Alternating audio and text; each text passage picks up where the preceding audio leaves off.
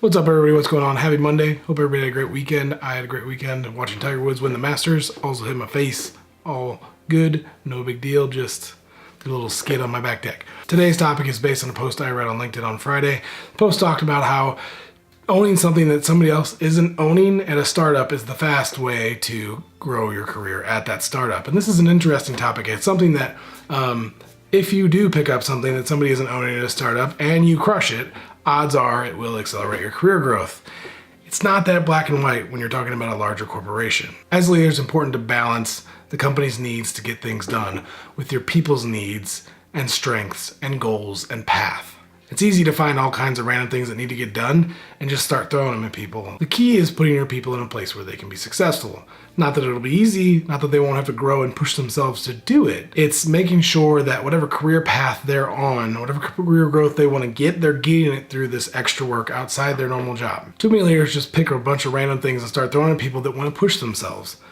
It's important to make sure that you find ways that align to your people's path, where they're going, what are they trying to do, what are their goals, what do they care about, where do they want to go next.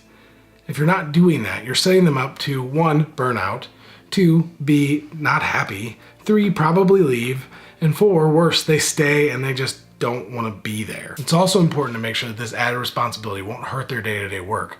And it's important to monitor as they go to make sure that their work isn't falling off. Because if you're giving them a responsibility to accelerate their career and they're dropping the ball in their actual career, you've basically set them up for failure. They have to do their job first and they have to do it well, because not everybody knows that they're working on this new opportunity, but everybody knows what their job is. And if they're not doing this, it doesn't really matter about what's going on over here. If it doesn't help their career growth, you really shouldn't ask them to do it. It's simple as that. In a large corporation, there's always somebody else that can do it. It's on you to find out who the right person is for it. Now, if they're asking you to do it, to be a part of that opportunity, you have a couple choices.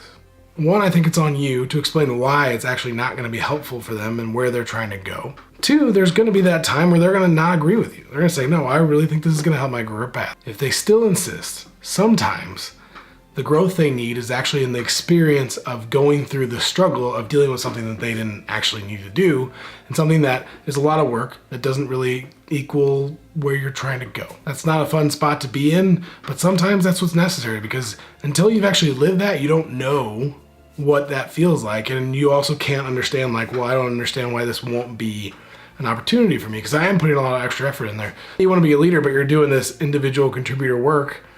It's not exactly helping you in your overall career path towards being a leader. I hope this helps. This isn't an easy conversation, but the important thing is you have the conversation.